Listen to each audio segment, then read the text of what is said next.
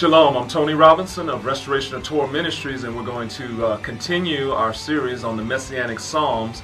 And we're about to transition into actually looking at the Messianic Psalms. And so, but before we do that, I just want to cover the idea of what we called the transitive property of equality, because we're going to use it a lot, and I just want to make sure we all understand that. And we're going to use this with the story of Jephthah. Okay, the story of Jephthah is found in Judges chapter 11. So I'm just going to read a little bit for you here. It says, "Now Jephthah the Gileadite was a mighty man of valor, but he was the son of a harlot, and Gilead begot Jephthah. Gilead's wife bore sons, and when his wife's sons grew up, they drove Jephthah out and said to him, 'You shall have no inheritance in our father's house, for you are the son of another woman.'" Okay? All right, so what we're going to do is we want to look at the story thematically. And again, because that's how Adonai has everything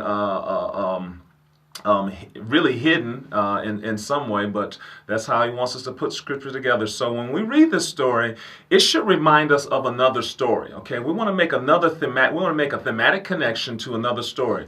Now let's look at the basic themes in this story. You have Jephthah, who has brothers, and he has a different mother than his other brothers, and the brothers hate him and drive him away. Now, what story does that remind you of? It should remind you of Joseph. Joseph and his brothers, right? Because remember, Joseph's mother, it was Rachel. She was different than the mother of all the rest of his brothers. You also have the theme of the brothers hating him and driving him away. They actually sent him off into slavery. So there are about 3 or 4 thematic connections right there between Jephthah and Joseph, okay? And remember what I said, thematic connections exist to show equivalence between people, places, and things, all right?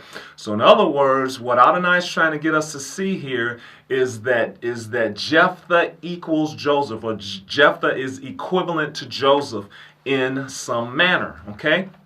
Now, what do we know? All right, so we know that Jephthah, and this is Adonai who's doing this. It's not us. I mean, he's the one that put the connections there for us to see. Jephthah is equal to Joseph. Well, what do we know about Joseph? Well, we know that Joseph is a premier messianic figure, okay? You know, Judaism recognizes Messiah ben Yosef, or Messiah son of Joseph, and a Messiah ben David, a Messiah son of David, okay? Judaism saw that the sages of Judaism saw that there were 2 streams of messianic prophecy in the Tanakh. One stream presented the Messiah as a suffering servant, and therefore he became identified with Joseph, who suffered at the hands of his brothers. The other stream of prophecy showed the Messiah as a ruling, conquering king. And so they identified the ruling, conquering king with King David. And so therefore Judaism has the theology of 2 messiahs, Ben David and Ben Yosef. So if we know that Joseph is a messianic figure, then perhaps what Adonai is trying to get us to see is that Jephthah is a messianic figure, okay? All right, so we're going to use our transitive property of equality, and I want you guys to take a look at this with me on the slide, okay? Remember the transitive property. If A is equal to B, and B is equal to C, then A is equal to C. And this really is the formula for messianic prophecy. So let's look at this. Jephthah is equal to Joseph. Well, now, why do I say he's equal to Joseph? Because of the thematic connections between Joseph and Jephthah. The different mother, the brothers hate him and driven away. So that's our A is equal to B. Jephthah is equivalent to Joseph, because that's why thematic connections exist. It's to show equivalence. But we know that Joseph's life is a picture of the Messiah. In other words, he's equivalent to the Messiah. He's the one that's giving us a picture of messianic prophecy. Therefore, Jephthah is equal to the Messiah. Or if we watch Jephthah's life, this story would teach us about the Messiah. Okay? And so that's what we learn there. But now we're not going to just stop there, okay? We're going to keep reading the story, and let's see what happens next. Okay, so beginning in Judges 11, verse 3, it says, Then Jephthah fled from his brothers and dwelt in the land of Tob. Now notice what it says here. It says, And worthless men banded together with Jephthah and went raiding with him. It says, And it came to pass after time that the people of Ammon made war with Israel. Okay, so let's look at what happens here. Jephthah is driven away by his brothers, just as Joseph was. But it says that Jephthah, that he gathered around him, it said, worthless men who went out on raiding parties with him. Now, we should be able to make a thematic connection between Jephthah and someone else now, okay? What other person in the Tanakh was driven away from his people, had to go and live somewhere else because his own people were trying to kill him, and he gathered the thematic equivalent of worthless men around him, okay? Well, you should be able to make a thematic connection between Jephthah and David, right? Because remember when Saul was trying to kill David, and David had to flee for his life, okay? So that's one connection. The other connection is this. Remember, it says with Jephthah, it says that worthless men or base men joined themselves with him, okay? And what happened with David is there were two characteristics for the men who joined with David. It said those who were in debt and those who were in distress, okay? So so David, he got the cream of the crop, didn't he? Those who were in debt and those who were in distress. In other words, it wasn't the cream of the crop, right?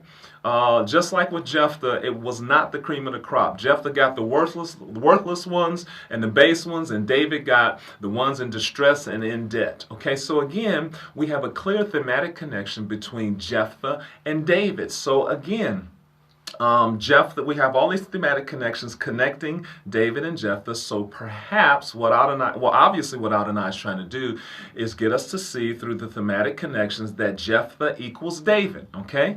Now, what do we know about David? Again, we know that David is one of the premier messianic figures of the Tanakh, Messiah ben David. And so again, we apply this transitive property of equality. And so again, if you will look with me at the slide and we can look at this. Remember again, if A is equal to B and B is equal to C, then A is equal to C. So if Jephthah has been thematically connected to David, if he's equivalent to David, right? But we know that David is a picture of the Messiah. He's thematically connected to the Messiah. If we watch his life will teach us Messianic prophecy. Therefore, Jephthah is also a picture of the Messiah, or if we watch his life, he will teach us about the Messiah. Okay, so in this story here, so what I know now is that Jephthah has clearly been thematically connected to Joseph, a messianic figure. He has been clearly thematically connected to Jephthah, a messianic figure. And therefore, I know that Jephthah is a messianic figure. And I know that this story will teach me, will have messianic prophecy in it. And so what went on to happen? What happened is the Ammonites, they came and they were going to attack and wipe out Israel. Okay, and so what happened is the children of Israel, what they did is they had sent Jephthah away, and it says after a long period of time, they asked him to come back and be their leader against the Ammonites. This is the story of Joseph. Joseph was separated from his brothers for a long period of time, and then there was a period of trouble, i.e. the famine, and then the brothers received Joseph's leadership over them in the time of trouble, just as the Israelites are going to call for Jephthah. It's thematically the story of Jephthah is the same as the story of Joseph. But what happened is Jephthah sent emissaries to Ammon saying, hey, why are you attacking us? And so we have a situation here where the Israelites are about to be wiped out. In other words, impending death, just as we've seen with messianic figures. Okay, you're going to be wiped out, okay? But then they're going to be saved. And we see the number 3 in this story because we're going to read what Jephthah, we're going to read here. Verse 26, I'm reading out of our scroll Tanakh here. It says, while Israel dwelt in Heshbon, and it says, while Israel dwelt in Heshbon and in its suburbs, and Aurora and its suburbs, and all of the cities that are near Arnon for 300 years. why did you not recover them at that time? In other words, it's saying, why are you attacking us now after 300 years? Now remember what I told you about the number 3, 30, 300. Many times when you see the number 3, 30, 300, 3,000, it's because there's messianic prophecy, because the number 3 is the number of resurrection. And we see the picture of death and resurrection in that the children of Israel are going to be wiped out by the children of Ammon. Jephthah is going to miraculously save them, and we see the number 3. And we also realize that this story is messianic in scope, because now think about this. Jephthah is a picture of the Messiah, right? So Jephthah, when he was with his brothers at first, okay, while he was living with his family, that is a picture of the Messiah at his first advent, okay? And Jephthah's brothers hated him and cast him out, just like Joseph's brothers hated him and cast him out. That's a picture of Yeshua the Messiah, who would be rejected by his own people. Then it says that Jephthah was away from his people for a long period of time, just as Joseph was away from his family for 20 years, and so likewise Yeshua has been separated and alienated from his people, the Jewish people, for 2,000 years. Okay, there's going to be a period of trouble. For Joseph, it was, and his family, it was the famine. For Jephthah, in his situation, it is the attack of the Ammonites.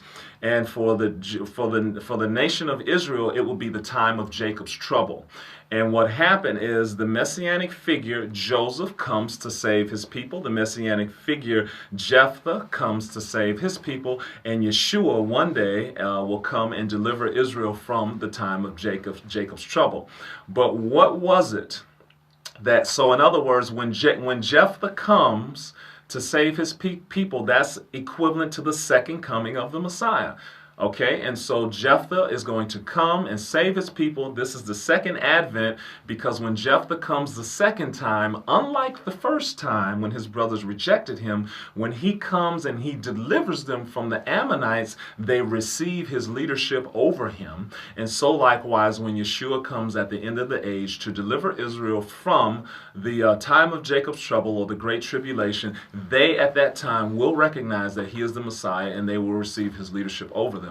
But what was the event that caused the Ammonites to attack Israel? The Ammonites said, when you came out of Israel, you stole our land. And what is the situation over in the Middle East right now? What is the issue?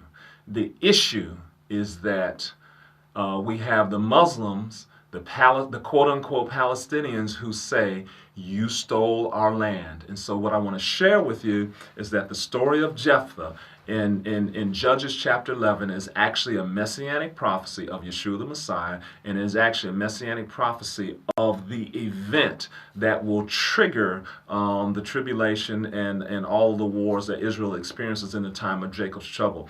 It's because Israel's enemies would say, you stole our land, and it's prophesied for us in Judges chapter 11.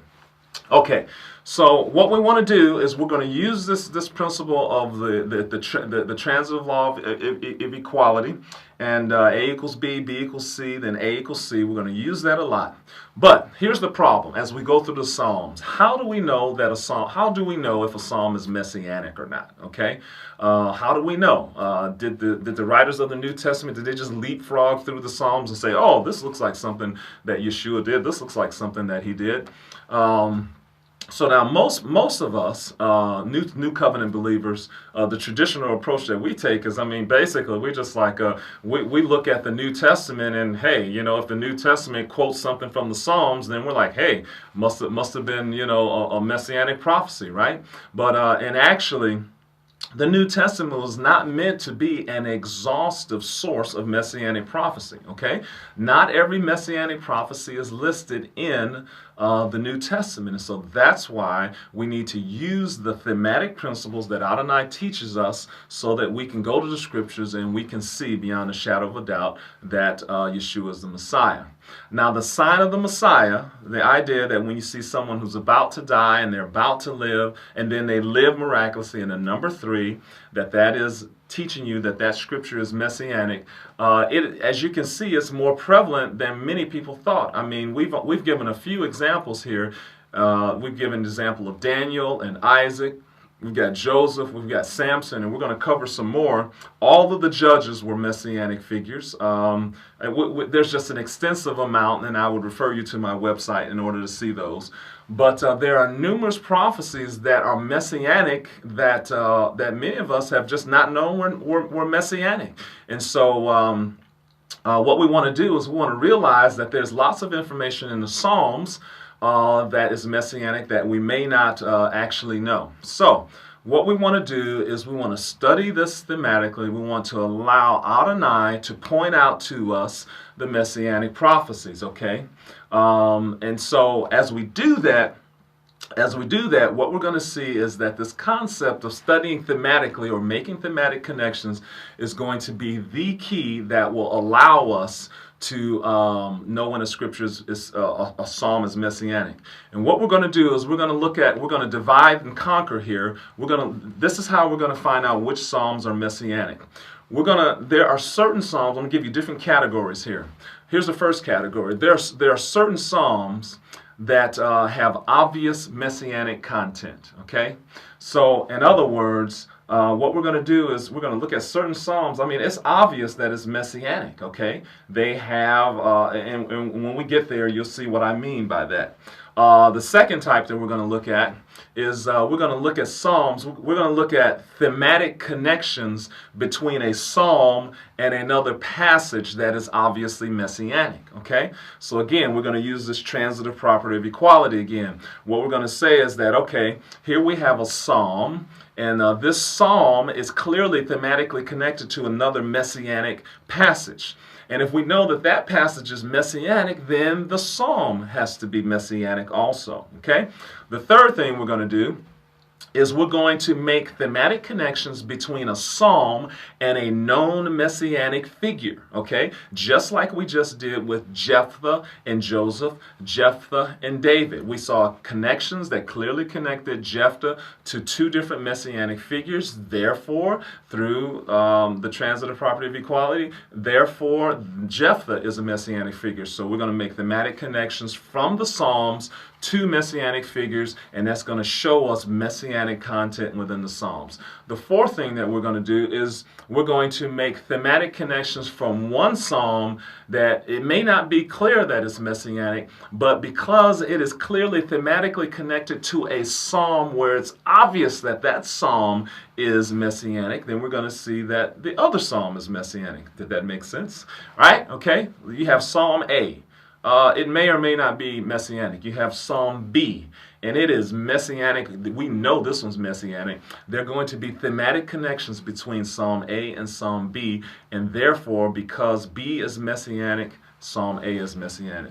The fifth way is we're going to look at thematic connections involving the picture of death and resurrection, right? The picture of death and resurrection. We're going to look at the sign of the Messiah.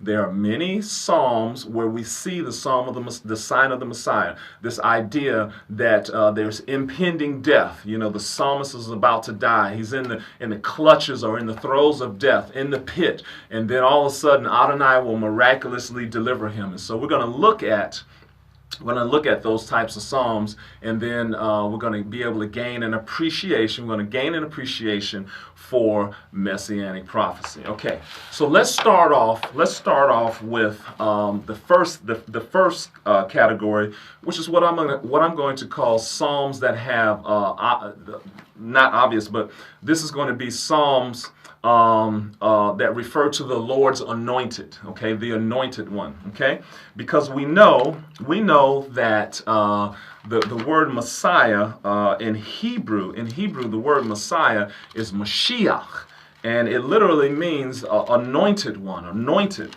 And so the first thing that we're going to do is if we want to find messianic prophecy, why not look at the Psalms that clearly mention the anointed one or the Mashiach in Hebrew, right? Okay, and so if we do that, what we see is that Psalm 2, Psalm 18, Psalm 28, and Psalm 132 clearly reference the Mashiach or the anointed one. So, for example, in Psalm 2, verse 2, it says, "The kings of the earth set themselves, and the rulers take counsel together against the Lord and against his anointed." Okay, and against his anointed. That's in Psalm 2. And so we know just by that reference that the psalm is anointed. Now, we also, as kind of a confirmation to that, we can go over to the book of Hebrews, and in Hebrews chapter 1, there is a reference to Psalm 2. So in Hebrews chapter 1, verse 5, it says, "For to which of the angels did he ever say, 'You are my son, today I have begotten you'?" Okay? You are my son. All right? So in other words, if we look in Psalm 2, we have identified Psalm 2 as a messianic psalm because it refers to the anointed one, or the Mashiach. That's in Psalm 2, verse 2. And then, so that identifies this psalm as a messianic psalm, period. Now, as we read through the rest of the psalm, we're going to discover messianic prophecy. So, the writer of Hebrews, what he did was he went to verse 7 of Psalm 2, and I'm going to start reading there. "I will declare the decree. The Lord has said to me, you are my son. Today I have begotten you. Ask of me, and I will give you the nations for your inheritance, and the earth for your possession. You shall break them with a rod of iron. You shall dash them to pieces like a potter's vessel." Okay, and so what we see there is just by going to a psalm that refers to the anointed one, we get to see messianic prophecy. So Psalm 2 is clearly messianic. And so we can also learn or glean other messianic concepts from other messianic themes, as you will, because look at this. We already know from verse 2 that this is about the anointed one, but then in verses 7 through 8, we see that the Messiah will receive the nations as an inheritance, that he will rule with a rod of iron and dash his enemies into pieces. So we can look for other psalms that have those themes, and we will know that they are messianic. Okay, so that was the first example right there of a psalm that was messianic. And again, that would be Psalm 2, 18, 28, and 132, because they all mention the concept of the Lord's anointed one, or the Mashiach. Okay, all right. For our second category, what we want to look at is psalms involving the servant of the Lord. Okay, now the servant of the Lord, if you read through Isaiah chapters 41 to the end of Isaiah, mainly between Isaiah 41 and 53, you're going to run into a series of prophecies about the servant of the Lord. Okay, now the servant of the Lord actually takes on two identities. Okay, sometimes the servant of the Lord is the nation of Israel, the entire nation of Israel.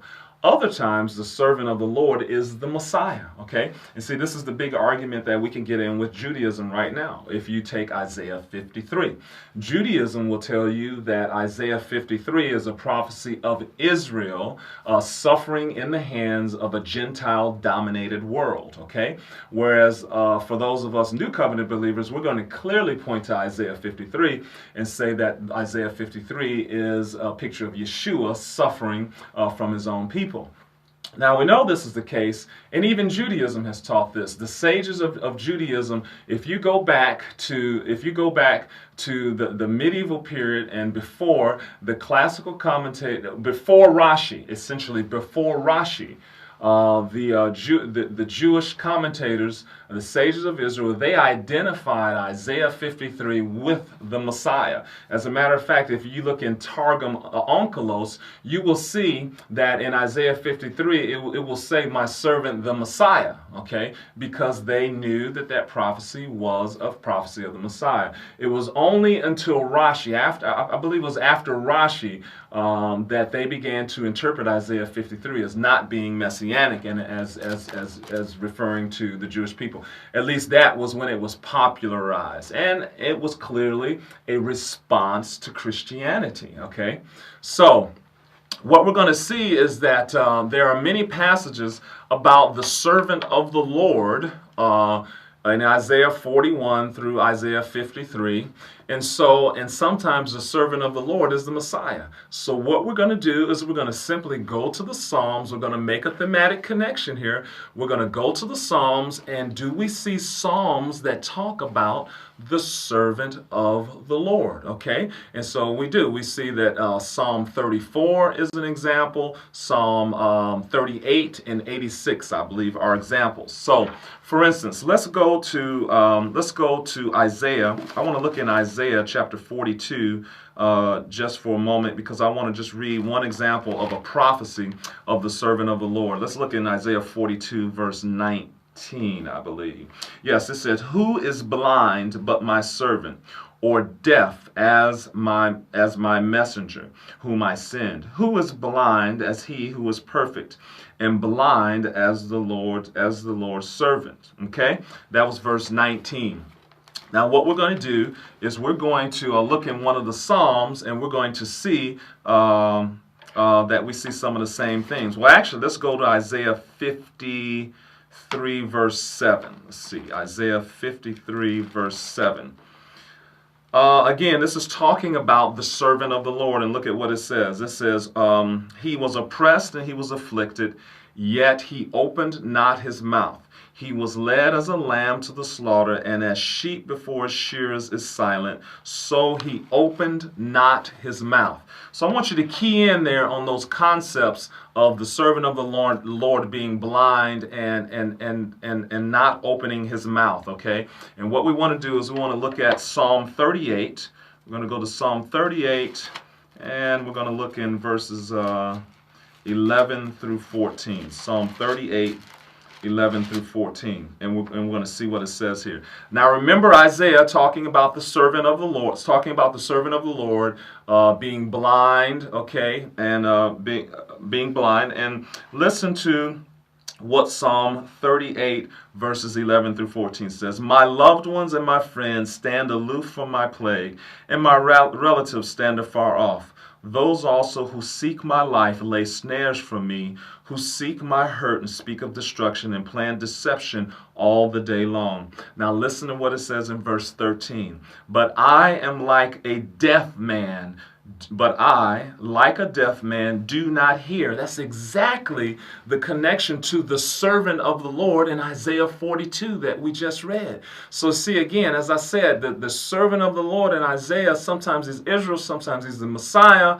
But in this case, in verse 13 in Psalm 38, we see a clear thematic connection to the deaf man. And he goes on to say, "I am like a mute who does not open his mouth. Thus I am like a man who does not hear, and in whose mouth is no response." So that phrase right there, verses 13 through 14, are clearly thematically connected to the servant of the Lord passages of Isaiah, which we know many times the servant of the Lord is the Messiah, and so therefore this psalm is messianic. So what else do we learn about the Messiah? Well, I already read it to you in verses 11 through 12. It's the Messiah who's saying, "My loved ones and friends stand aloof from my plague, and my relatives stand afar off. Those who seek my life lay snares for me." Okay? And that's exactly what happened with the Messiah in his death and in his death, his suffering and death. Okay? So now let's look at another theme. Another theme that we want to look at is, and this is for obvious messianic context, is the day of the Lord. Okay, the day of the Lord, or the second coming of the Messiah. Okay. We know that Yeshua will be the one who will be returning on the day of the Lord to mete out judgment and punishment to the enemies of his people, Am Yisrael. And so if we can see passages in the Psalms, okay, if we can see passages in the Psalm that are clearly about the day of the Lord and the return of Messiah Yeshua, then we know that that Psalm is messianic. And we do see certain Psalms that clearly have the day of the Lord in mind. For instance, Psalm 68, Psalm 79, Psalm 94, Psalm 98, and Psalm 149. They make clear references to the events on the day of the Lord. So let's look at Psalm 149. Psalm 149, verses 6 through 8 is what we want to look at. Okay, right here it says, "Let the high praises of God be in their mouth." Now watch this next phrase, "and a two-edged sword in their hand to execute vengeance on the nation and punishment to the peoples, to bind their kings with chains and their nobles with fetters and iron, to execute on them the judgment. This honor have all his saints." And what we want to do is we want to key in on two phrases that make this a messianic prophecy. The first phrase is let the praises of God be in their mouth and a two-edged sword in their hand. That phrase, the two-edged sword. What does the book of Revelation say about a two-edged sword? It talks about Yeshua when he returns, and it said, "Out of his mouth goes a two-edged sword with which to smite the nations." Okay, so this is a clear reference to the two-edged sword that will be used on the day of the Lord. If you begin to look in Messianic prophecy in the Tanakh, especially in the book of Isaiah, about the phrase "to execute vengeance on the nations," that phrase "vengeance on the nations," that is a clear reference to the day of the Lord, is used throughout Isaiah to mark the time period of the day of the Lord when Adonai will return to execute judgment on his enemies. Okay, and so we're going to keep going here. So we listed the Psalms. We have another example.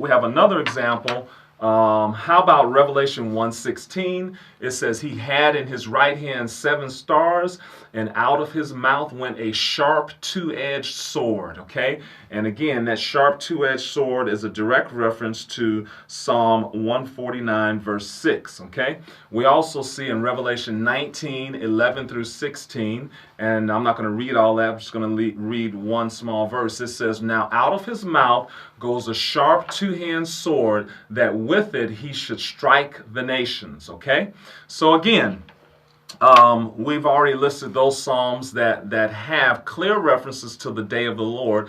Obviously, those psalms are messianic and speak of the return of the Messiah to execute judgment on his enemies. Okay, so let's go to another major theme, and this has to do with Genesis chapter 3. I want to read something from Genesis chapter 3, the curse for the serpent.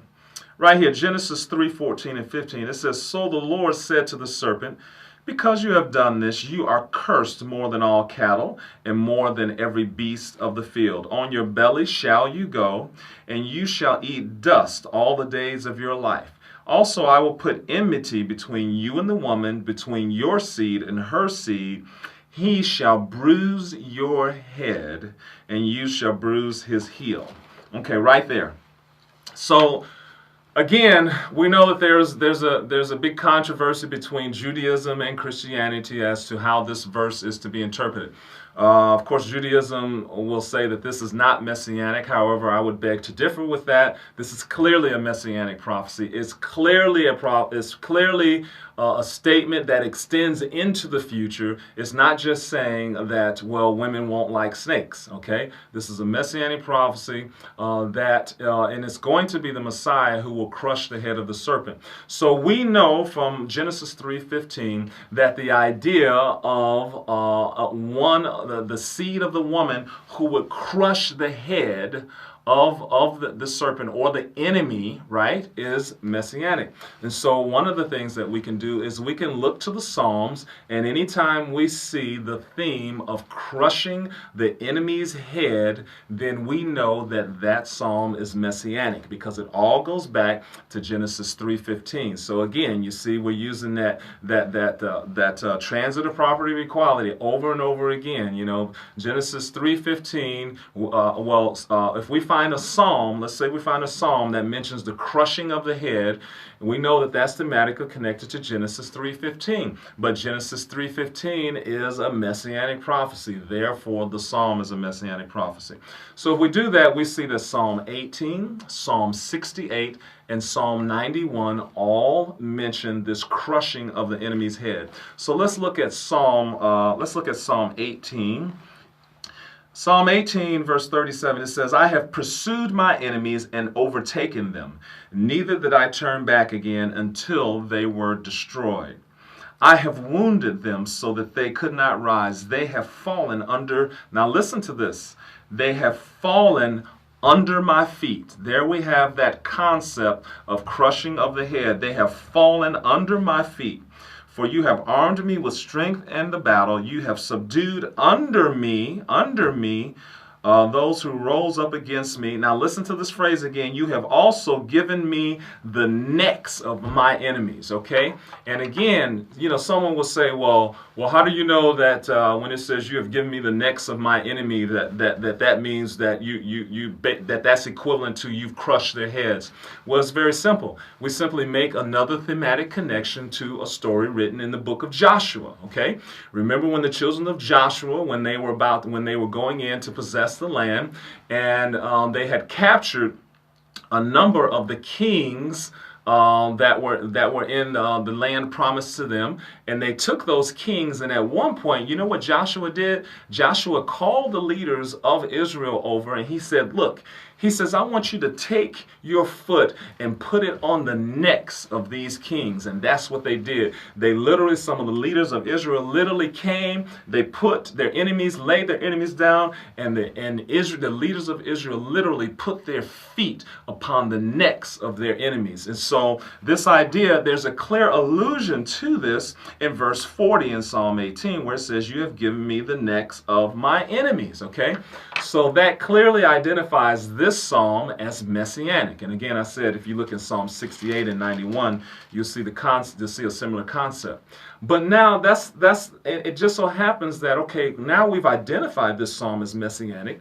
Is there anything else in this psalm that is messianic in nature? So in other words, it's like this. It's just like when we see the sign of the Messiah in someone's life, okay, like we saw with Moses, okay, at his birth, we saw that he should have died. He should have died. His mother gives us a picture of his death by putting him in the basket upon the Nile River, and then Pharaoh's daughter gives us a picture of the resurrection when she saves his life because he wouldn't have survived apart from her. He saves her life, and then we see the number 3 because his mother had hid him for 3 months. So we knew that was messianic prophecy. Okay, we knew that was messianic prophecy. But then what we said is that you also, once you see the sign of the Messiah, we have identified that practice, that passage as messianic, then look for other messianic prophecy in that story. And we clearly saw that the story of Moses' birth was actually a veiled prophecy of events that would happen at the time of the Messiah's birth. So we want to apply the same principle as we find messianic psalms. If we find evidence, as we have in this psalm here in Psalm 18, we see a clear reference to the crushing of the head of the enemy, or the having the enemy under our foot, which takes us back to Genesis 3:15, which we know is messianic, and so therefore the psalm is messianic. But is there anything else in this psalm that is messianic? Well, let's go to Psalm 18, verses 4 through 6, and I read. The pains of death surround me, and the floods of ungodliness made me afraid. The sorrows of Sheol surround me. The snares of death confronted me. Okay, this is a picture of the psalmist being at death's door, okay, being in the very clutches of death. Verse 6, in my distress I called upon the Lord, and I cried out to my God. He heard my voice from his temple, and my cry came before him, even even to his ears. And the implication there is that the psalmist was delivered from death. It's the same thing as with Moses. Moses was at death's door, and then Adonai saved him. It's the same thing as with Isaac. Isaac was at death's door as Abraham was about to slay him, and then he was delivered. It's the same thing with Daniel. Daniel was thrown into the lion's den. He was at death's door. We could say of Daniel could have said this. Listen to this. When Daniel had to go into the lion's den, he could have said, the pains of death surrounded me, and the floods of ungodliness made me afraid. The sorrows of Sheol surround me. The snares of death confronted me. Okay? Jonah could have said this right here. As a matter of fact, Jonah did say things like this. When he was in the belly of the fish, he could have said, the snares of death confronted me. In my distress, I called upon the Lord, and he heard my voice, and he delivered me from that great fish. And so, as we see, what I just read here in verses 4 through 6 is the language of resurrection in the Psalms, okay? It's the language of resurrection. You see, the Psalms are going to present the death and resurrection in a slightly different language than what you will see in a messianic figure. In the messianic figure, you're going to see a story where they're clearly confronted with death. They wind up living, and you see the number 3. In the Psalms, you're going to have to just learn the language of death and resurrection, which we have here. And as I said, we could superimpose this language on any messianic figure and easily imagine that might have been what they had done or thought of. I'm confronted with death. The pains of death are around me. I'm at Sheol. I'm in the pit, or what have you. And then I prayed to Adonai, and he delivered me. This is a messianic psalm about the Messiah who was in Sheol, and who was in Sheol, but he was delivered from the pains of death. Okay? All right? So what we also want to do is we want to look at Psalm 91, verse 13. So let's look at Psalm 91, because as I said, that is also another psalm that clearly has this theme of crushing the enemy's head. So if we look at Psalm 91, verse 13, listen to what it says. It says, "You shall tread upon the lion and the cobra. The young lion and the serpent shall you trample underfoot." If there is not a clearer reference, to Genesis 3:15, then I don't understand my Bible, right? Okay, so clearly Psalm 91 is a messianic prophecy. Now, just to add a little oomph to the idea that we're saying that this psalm is messianic and it pertains to the Messiah, guess what? Remember when Satan tempted Yeshua and said, throw yourself down? And what did Yeshua say? And then Satan said, hey, throw yourself down for him, because, hey, it's written that he'll give his angels charge over you, which is part of this psalm here. That's mentioned elsewhere in this psalm, that he will give his angels charge over you so that you will not dash your foot against a stone. Satan tried to use this particular psalm against Yeshua because Satan knew that this psalm was messianic and that it was referring to the Messiah. Right? And so that's one of the reasons why he chose Psalm 91 and said, hey, throw yourself down for him, because you know what it says? It says he's going to give his angels charge over you.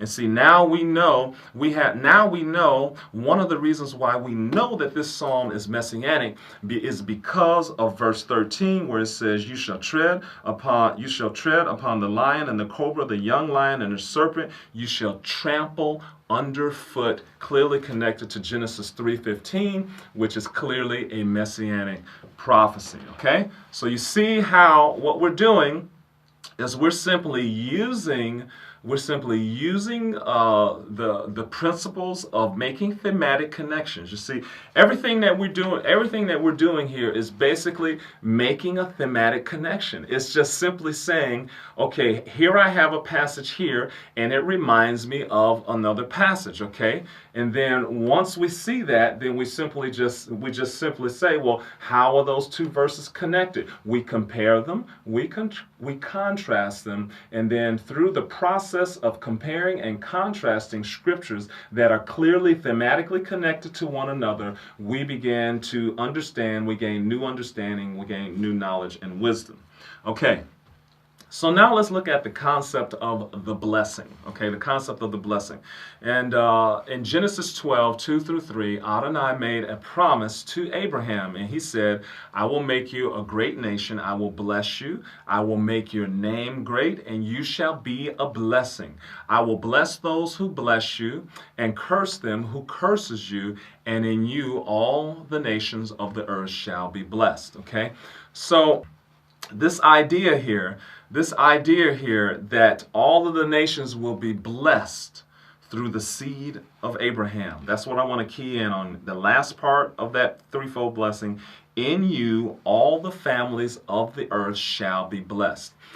When we find that theme in a messianic psalm, we know that it's messianic. So, for instance, let's look in Psalm 72. I'm going to turn to Psalm 72. And we're going to look at verse, I think it's verse 17. All right, listen to this right here. His name shall endure forever. His name shall continue as long as the sun. And men shall be blessed in him. Now listen to that. Men shall be blessed in him. All nations shall call him blessed. Okay, now I've got to add a little bit of context for this, okay, and tell you, because on the one hand you may be saying, well, just because this involves the blessing of Abraham, how is that messianic? Well, let's think of something here. Remember that it says, and through you all the nations of the earth shall be blessed, right?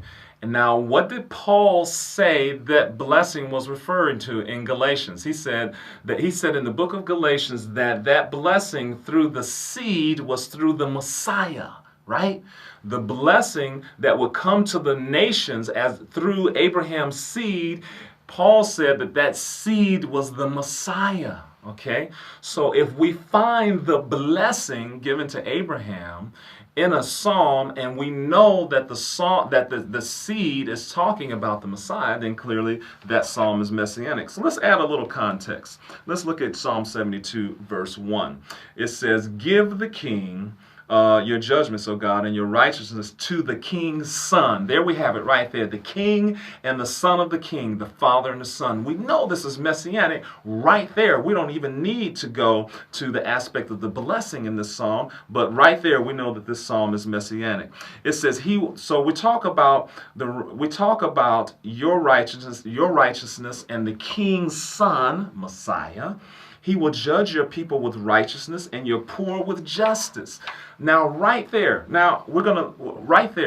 where it says that he is going to judge your people with righteousness and your poor with justice, that is almost verbatim from the passages in Isaiah, which are clearly messianic. I mean, you would have no argument between Judaism and Christianity, right, on some of the passages in the book of Isaiah, which talk about how the king, the Messiah, how he's going to rule with righteousness and justice. So again, we know Psalm 72 is messianic and talking about the Messiah. Now I'm going to read verses 7 through 9, and I don't have the scripture reference to Isaiah, but there are multiple scriptures in Isaiah that describe the messianic age or the messianic kingdom, and the descriptions of the Messiah's rule, and it sounds just like this. Listen to verse 7. In his days the righteous shall flourish, and abundance of peace unto the moon is no more. He shall have dominion also from sea to sea, and from the river to the ends of the earth. Remember, we learned from Psalm 2 that the Messiah is going to rule with a rod of iron, and here we see he's going to rule, he's going to have dominion from sea to sea. Those who dwell in the wilderness will bow before him, and his enemies will do what? They will lick the dust. Now that is exactly what was said, and I just now saw this. I didn't even see this before. But remember, the curse given to the serpent was that on your belly shall you crawl, and you'll eat dust. And right here in verse 9, it says, and his enemies, and this is Messiah, will lick the dust. And that is exactly what happened when Yeshua defeated Hasatan. Hasatan had to lick the dust. It says, yes, all kings shall fall down before him. Therefore, this psalm is messianic by about 4 or 5 different ways that we've covered through clear thematic connections to the messianic prophecies in Isaiah, through the concept of the blessing. In verse 17, it says, his name shall endure forever. His name shall continue as long as the sun. It's Yeshua's name that's going to continue forever. It's Yeshua's name who's going to continue as long as the sun. And men shall be blessed in him, as it says in Galatians, that the seed is the Messiah. And lastly, it says, all nations shall call him blessed. So blessed be the Lord God of Israel. Hallelujah. So clearly, Psalm 72 incorporates many themes, that we've seen that tell us that it is messianic. Okay, so again, this is all that we're doing is we're making thematic connections to other obvious messianic prophecies and saying, okay, that means that this psalm is messianic. Okay, let's see if we have time here. Let's go to Numbers 10:35. And I'm not going to turn there. I'm just going to read this, Numbers 10:35. And we're just going to set this up, and then we'll continue it the next time. But Numbers 10:35, it says, so it was whenever the ark set out that Moses said, rise up, O Lord, let your enemies be scattered, and let those who hate you flee from before you. And when it rested, he said, return, O Lord, to the many thousands of Israel. Now, I'm going to leave you with this assignment. I want you to look at that passage that I just read, Numbers 10:35 through 36, and I want you to think about what is messianic about that statement. This is an awesome messianic statement. I mean, and once if you don't see it and understand it now, once we show you the next time we get together, it will, as you say, blow your socks off. But I want you to think about that. What is messianic about that? Rise up, O Lord, let your enemies be scattered, and return.